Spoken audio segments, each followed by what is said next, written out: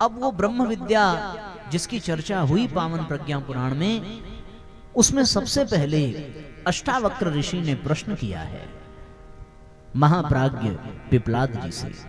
और वो प्रश्न ब्रह्म विद्या के विषय में कि प्रभु ऐसा कोई सूत्र मिल जाए जिससे कि सामान्य से सामान्य व्यक्ति भी अपने जीवन को धन्य बना सके। क्योंकि जो योगी है वो तो योग करके मोक्ष को प्राप्त कर लेगा, जो ध्यानी है वो ध्यान करके अपने जीवन को धन्य बना लेगा, जो ज्ञानी है वो स्वाध्याय सत्संग के माध्यम से अपना कल्याण कर लेगा, जो तपस्वी है वो तपस्या कर लेगा, जो व्रती है यति है वह भी अपना कल्याण कर लेगा। पर जो गांव में रहने वाले सामान्य लोग हैं, किसान हैं, छोटे लोग हैं, जिनको न ध्यान का पता, न ज्ञान का पता, न योग आता है, न स्वाध्याय आता है, न जप करते हैं, न तप करते हैं, उनका कल्याण कैसे होगा? ये प्रश्न किया है अष्टावक्र जी ने।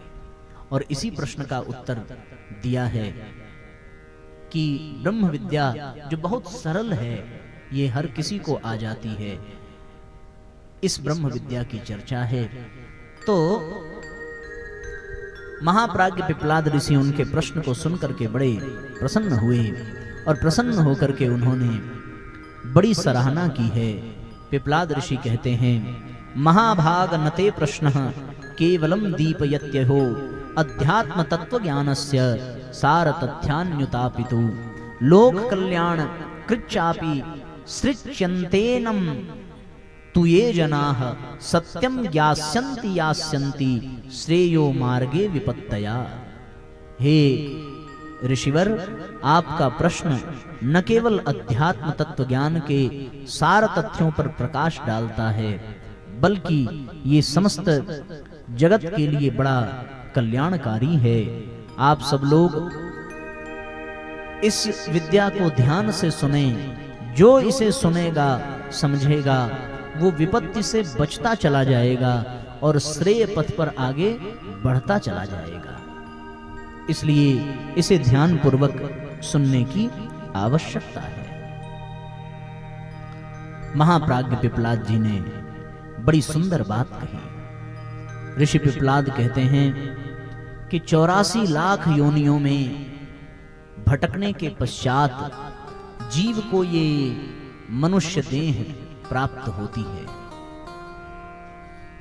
हम सब लोगों को मिल गई है ये मनुष्य शरीर की क्षमता, ये मानव देह। तो भले ही हम इसकी महत्ता को न समझें, पर शास्त्र और संत कहते हैं कि इस मनुष्य शरीर को पाने के लिए देवता भी तरसते हैं।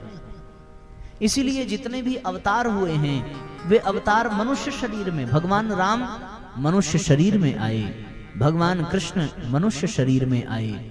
ये शरीर बड़ा मूल्यवान है, बड़ा कीमती है। उसका कारण क्या है? उसका कारण ये है कि इस शरीर में भगवान की समस्त विभूतियां, समस्त शक्तियां बीज रूप में विद्यमान हैं। सब बीज हमारे भीतर भरा हुआ है। आप लोग खेती करते होंगे तो बीज को ही तो खेत में बोते हैं और उस बीज के बोने से ही कितनी फसल प्राप्त हो जाती है। तो भगवान की जितनी भी शक्ति है, सामर्थ्य है, विभूति है, वो सब इसमें बीज रूप में विद्यमान है। जो अपने भीतर विद्यमान ईश्वर की क्षमता के बीज को विकसित कर लेता है वह मनुष्य भगवान बन जाता है। राम जब जन्म लेकर के आए तो क्या वो भगवान थे? कौन उनको भगवान जानता था? क्या माता कौशल्या उन्हें भगवान समझती थी या महाराज दशरथ भगवान समझते थे? लेकिन जैसे जैसे राम बड़े हुए वैसे वैसे उन्होंने अपने भीतर विद्यमान परमात्मा के उस बीज को विकसित किया और उस बीज के विकसित हो जाने के बाद वो राम राम नहीं रह गए, वो साक्षात भगवान राम बन गए। अन्यथा तो कृष्ण भी, भगवान कृष्ण भी तो जेल में ही पैदा हुए थे और कंस के भय से मारे मारे फिरे, वसुदेव लेकर के गोकुल गए। अगर वो भगवान अपनी भगवत्ता को प्रकट करते तो उसी क्षण कंस को क्यों न मार देते? मार भी सकते थे।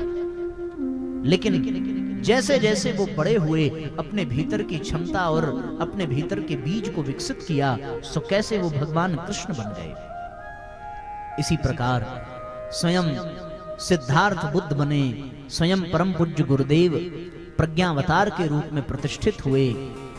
ये मनुष्य शरीर की बड़ी विशेषता है। इस मनुष्य शरीर की कीमत हम जानते नहीं हैं, लेकिन जो इसके मूल्यों को पहचान ले वो सोने में सुहागा जैसा सौभाग्य प्राप्त कर लेता है। लेकिन न जानने के कारण हम लोग इस मनुष्य शरीर को गंवाते जा रहे हैं, व्यर्थ गंवाते चले जा रहे हैं। एक बड़ी प्यारी कथा प्रज्ञा पुराण में परम पूज्य गुरुदेव ने लिखी कि एक आदमी बड़ा गरीब था, बहुत गरीब, और उसके गरीबी का आलम यह था कि 2 वक्त की रोटी भी जुटा पाना उसके लिए संभव नहीं था। मार्ग में एक संत जा रहे थे, संत के मन में करुणा जगी। सो संत ने कहा कि तुम थोड़ी दूर आगे चले जाओ, वहां चंदन का बगीचा है, उस बगीचे में जितने भी वृक्ष हैं आज से वो पूरा बगीचा हम तुम्हें दे देते हैं, उस बगीचे का तुम लाभ उठाओ, उससे व्यापार करो। तो वो रोज जाता, वृक्ष काटता, काट करके घर ले आता, उसे जलाता, जला करके कोयला बनाता और कोयला बना करके बाजार में बेचता। धीरे धीरे उसकी स्थिति सुधरने लगी। संत को बड़ा प्रणाम करता, बड़ी कृपा हो गई। एक दिन हुआ क्या कि बारिश हुई, सो लकड़ी भीगी, वो कोयला न बन सकी। तो उसने सोचा कि कोयला नहीं बन सका तो कोई बात नहीं, आज हम लकड़ी ही बेच देते हैं। अब जब वो लकड़ी लेकर के बाजार पहुंचा तो उस भीगी लकड़ी को एक व्यक्ति खरीदने आया। पूछा कि क्या मूल्य है? तो उसने कहा कि भैया लकड़ी गीली है, जो देना चाहें दे दीजिए। बोले अरे ऐसे कैसे दे दें, आपको इसका दाम बताना पड़ेगा। बोले हम इसका दाम क्या बताएं, हम तो कोयला के व्यापारी हैं, आज लकड़ी बेचने के लिए निकले हैं। तो उस व्यक्ति ने कहा, उस लकड़ी को सूंघ करके देखा, घिस करके देखा। बोले अरे बाप रे बाप, ये तो चंदन की लकड़ी है, ये इतनी लकड़ी तुम्हारे पास कहां से आई? एक काम करो, तुम हमें सब बेच दो, हम इसे और जाकर के शहर में बेचेंगे। और बहुत बड़ी कीमत, इतनी बड़ी कीमत उस चंदन की लकड़ी की उस व्यापारी ने दे दी कि वो कोयला बेच करके साल भर में उतना पैसा ना कमा पाता। तो उसने कहा भैया एक बात बताओ, ये लकड़ी में ऐसा क्या है जो इतनी मूल्यवान है, आप इतना पैसा दे रहे हैं? तो उस व्यक्ति ने कहा कि भैया तुम्हें पता ही नहीं है, ये कोई सामान्य लकड़ी नहीं है, ये तो चंदन की लकड़ी है। और इस लकड़ी को लोग कितना प्रयास करके खोजते हैं, हमें लगता है कि तुम्हारे पास कोई बगीचा है इस लकड़ी का, तुम तो बहुत धनवान बन जाओगे। अब वो अपने सिर पे हाथ रख करके रोने लगा कि मैंने आधे से ज्यादा बगीचा जला करके कोयला बना डाला। अगर शुरू में ही इस बात का ज्ञान रहा होता तो मैं अपने जीवन में अब तक कितना आगे बढ़ चुका होता। सो हम सब की भी दशा साथियों कुछ ऐसी ही है कि हम लोग मनुष्य शरीर को चंदन के समान बना करके चाहते तो अपने जीवन को सुगंधित कर लेते, लेकिन हमने अपने जीवन को कोयला बना करके रखा और जीवन भर कसाए कलमसों के रूप में कोयले की तरह जल जल करके जीवन को बर्बाद करते रहे। इसीलिए मानव शरीर बड़ा दुर्लभ है। बहुत प्यारी पंक्ति हम लोग प्रायः गुनगुनाते हैं जब ये प्रसंग आता है। तूने हीरे का ये जीवन और कोयला बना करके बेच दिया। हीरा गंवाया पगले माटी के मोल तूने, हीरा गंवाया पगले माटी के मोल। कितना खोया कितना पाया, तोल सके तो तोल रे। कितना खोया कितना पाया, तोल सके तो तोल। तूने हीरा गंवाया पगले माटी के मोल, तूने हीरा गंवाया पगले माटी के मोल।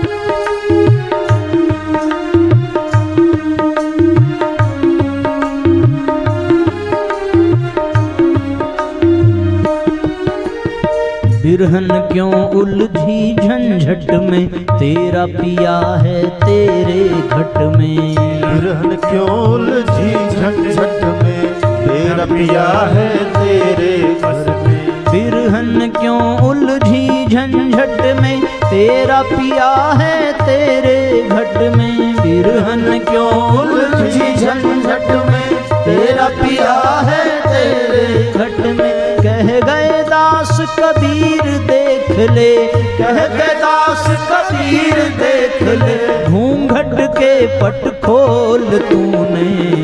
हीरा गंवाया पगले, माटी के मोल तूने।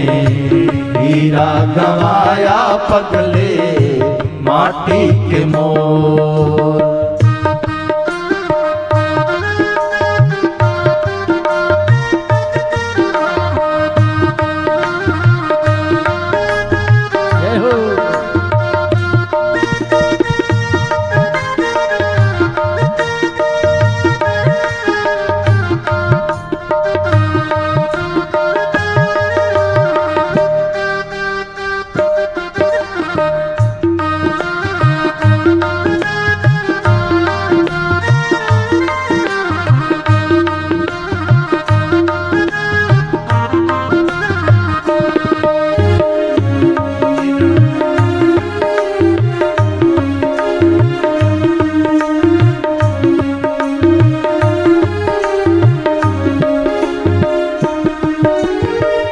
कर प्रेम सुधा रस प्याली, बोल उठी मीरा मतवाली। कर प्रेम सुधा रस प्याली, बोल उठी मीरा मतवाली। पीकर प्रेम सुधा रस प्याली, बोल उठी मीरा मतवाली। पीकर प्रेम सुधा रस प्याली, बोल उठी मीरा मतवाली। राम रतन धन पायो सतगुरु, राम रतन धन पायो सतगुरु, वस्तु दी है ये अनमोल तूने। हीरा गंवाया पगले, माटी के मोल तूने। हीरा गंवाया पगले, माटी के मोल।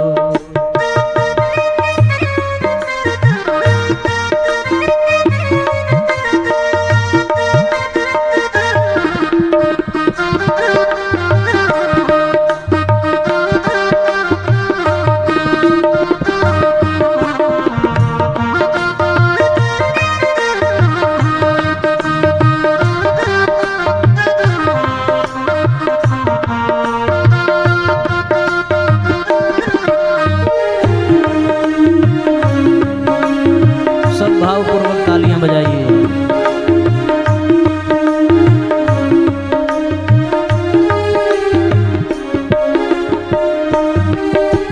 बिन भगवंत भजन पछतायो, हे मन मूरख जन्म गवायो। बिन भगवंत भजन पछतायो, हे मन मूरख जन्म गवायो। बिन भगवंत भजन पछतायो, रे मन मूरख जन्म गवायो।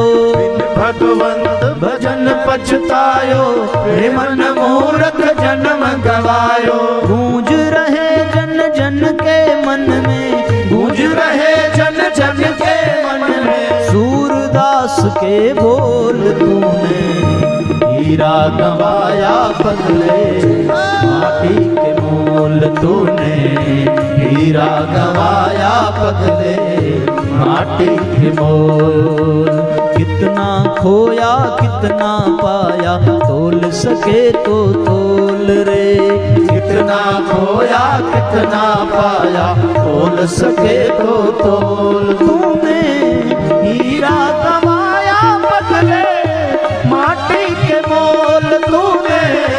हीरा गंवाया पगले, माटी के मोल तूने। हीरा गंवाया पगले, माटी के मोल तूने। हीरा गंवाया पगले, माटी के मोल।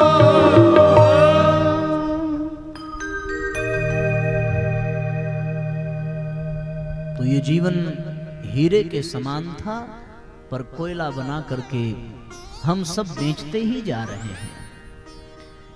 जिन्होंने जीवन के मूल्य को जान लिया वे लोग वास्तव में अपने जीवन का कल्याण करते चले गए। ऋषि वाल्मीकि कब ऋषि बने? उसके पहले तो वो डाकू ही थे। अंगुलीमाल पहले डाकू ही था। तुलसीदास जी प्रारंभ से ही कोई सिद्ध संत नहीं थे। इन सब का जीवन प्रारंभ में बड़ा निंदनीय था, बड़ी बुराइयां थी। सूरदास जी अपने वासना से इतना व्यथित थे कि एक दिन ऊब करके अपने आंखों को ही उन्होंने अपने हाथ से फोड़ लिया। न रहेगी आंखें, न हम किसी स्त्री को देखेंगे, किसी विषयी को देखेंगे। नेत्र फोड़ करके देखना सीखा सूरदास जी ने।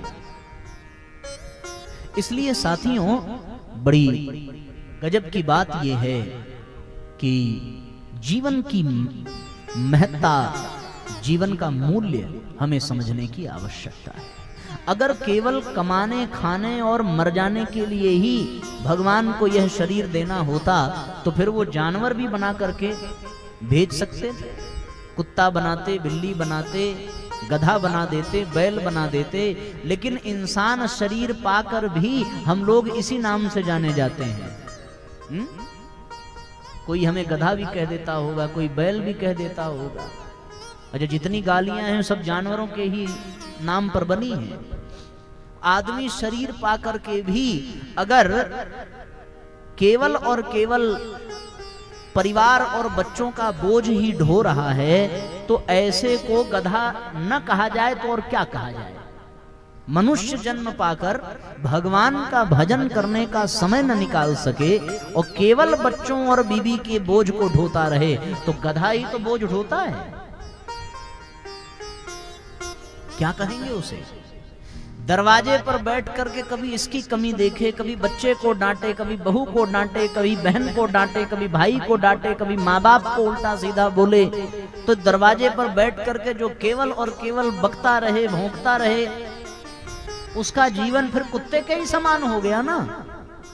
घर के अंदर से आवाज भी आती, जब देखो तब चिल्लाते रहते हैं। तो कौन चिल्लाता रहता है? कुत्ता ही तो चिल्लाता रहता है। तो है तो शरीर मनुष्य का, पर आचरण कुत्तों जैसा, आचरण गधों जैसा। सर्प को देखा होगा आपने, सर्प कभी मुस्कुराता हुआ आज तक दिखा? जब भी फन काढ़े तब फुफकारता हुआ, क्रोधित अवस्था में।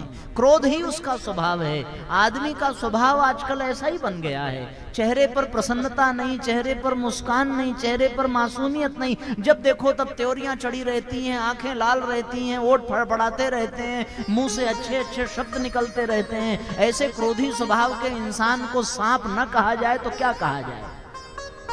कहते हैं साहब, सांप का काटा हुआ बच भी जाता है, लेकिन आदमी अपनी जिह्वा से जो डंक मारता है उस बात को तो कोई कहां भूल पाता है। तो ऐसा आदमी ही बिच्छू कहलाने के योग्य है। विचार करिए। हमने कहानियों में सुना था कि लोभी तो केवल लोमड़ी होती है, लेकिन जब कोई भाई अपने संपत्ति के लिए अपने भाई का गला घोंट दे, जमीन के टुकड़े के लिए परिवार का सत्यानाश कर दे, तो ऐसे लोभी प्राणी को लोमड़ी न कहा जाए तो क्या कहा जाए? बताइए। कोयल तो फिर भी मीठा बोल लेती है, पर जो कर्कश वाणी में सदैव बात करे उसका स्वभाव तो कौवे जैसा ही होगा। भगवान ने मनुष्य को शरीर दिया, सुंदर सुंदर दांत दिए कि मनुष्यों तुम साग सब्जी फल फूल खाना, पर आज का मनुष्य अगर दूसरों की जीवों की हत्या करके उसका मांस खा रहा हो तो ऐसे मांसाहारी मनुष्य को हमें क्या कहना चाहिए? जिसके मांस को हम खाते हैं तो सारा मलमूत्र पेट में ही तो भरा है ना, और उसी को तो काट के हम लोग खा रहे हैं जीवों के, तो फिर मलमूत्र ही तो खाना हुआ वो। ऐसे विष्टा भोगी मनुष्य को सुअर कहने में कोई पाप है क्या?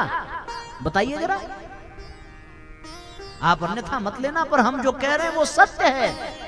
जिस मनुष्य को शाकाहारी बनाकर भगवान ने भेजा था, अगर वो जीवों को मार के खा रहा है तो शरीर में ही तो सारी गंदगी भरी है। उसका रक्त पीने में उसे पाप नहीं लगता, उसका मांस काट करके खाने में उसे लज्जा नहीं आती, तो फिर पेट में जो मलमूत्र भरा है वो भी तो वो खा रहा है, तो इसको सुअर ही कहना पड़ेगा। कहां से ये मनुष्य रह गया? केवल कपड़ा पहन लेने से मनुष्य रह गया। और कपड़े के नाम पर भी आजकल तो तन ढकने के लिए नहीं, शरीर दिखाने के लिए कपड़ा पहना जा रहा है। क्या कहें, कैसे कहें कि ये मनुष्य है? अरे मनुष्य तो वो था जो दूसरों के लिए अपना प्राण दांव पर लगा दे। मनुष्य तो वो था जिसने माँ बाप की आज्ञा के लिए 14 वर्ष के वनवास स्वीकार कर लिया। मनुष्य उसे कहें जिसने अपने माता पिता को कंधे पर बिठाकर तीर्थ यात्रा कराई। मनुष्य उसे कहें जिसने धर्म के नाम पर अपने जीवन का बलिदान कर दिया। इससे अच्छा तो वो जटायु था जिसने अपने देश की नारी की लाज बचाने के लिए अपनी जिंदगी कुर्बान कर दी। बल्कि वो जटायु मांसाहारी पक्षी होते हुए भी मनुष्यों में श्रेष्ठ माना जाएगा। क्यों भैया, गलत कह रहे हैं? वो मनुष्य है, मनुष्यों से भी श्रेष्ठ है। उन बंदरों को श्रेष्ठ कहना चाहिए। वो बंदर जो केवल वृक्षों पर उछलते कूदते फल फूल खाते, लेकिन मनुष्यों से भी बढ़कर के उनको श्रेय मिला जब उन्होंने एक मनुष्य का सहयोग किया और लंका में तूफान ला दिया। कौन थे वो? बंदर ही तो थे। वो गिलहरी हमसे श्रेष्ठ मानी जाएगी जिसने समुद्र पाटने में धूल झाड़ने का काम किया। कर सके या ना कर सके, पर प्रयास तो कैसा है उसका। वो मनुष्य से श्रेष्ठ है। हम अपने जीवन को समझ, यही ब्रह्म विद्या है, अपने जीवन को समझ लेना। आज आदमी अपने स्वरूप को भुला करके बैठा है। महाप्राज्ञ पिपलाद जी कहते हैं कि महाराज सबसे बड़ी समस्या यही है। क्या? विस्मरन्ति स्वरूपम ये त्यक्ता चोत्तरदायिता यैह पतन्ति तु पातस्य गर्ते ते निश्चित नराः। विस्मृत हुआ मनुष्य को अपना आत्म स्वरूप, विमुख हुआ कर्तव्य से जीवन हुआ कुरूप। मनुष्य का जीवन कुरूप बनता चला गया। मनुष्य शरीर पाकर के भी मनुष्य स्वयं को मनुष्य बनाकर न रख सका। भगवान ने बड़ी प्रसन्नता से मनुष्य को यह शरीर दिया था।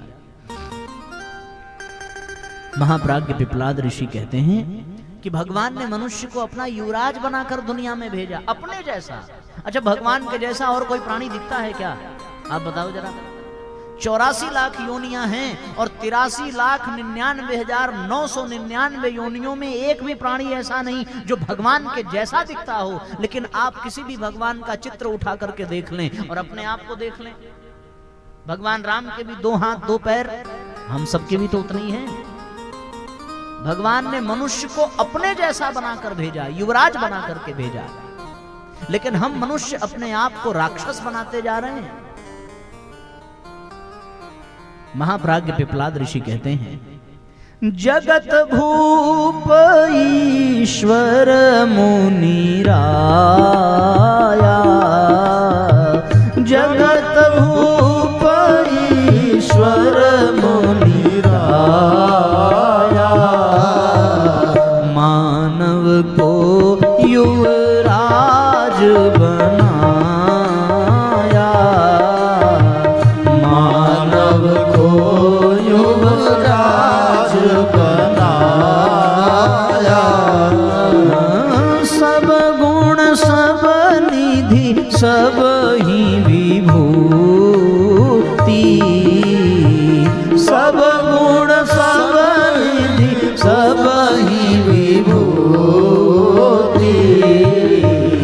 बीज रूप ज्यों सीप में मोती, बीज रूप ज्यों सीप में मोती।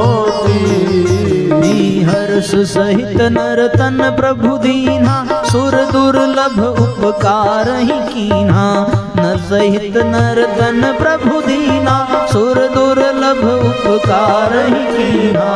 मानव जीवन जग विख्याता, मानव जीवन जग विख्याता। श्रेय रहित क्यों व्यर्थ गंवाता,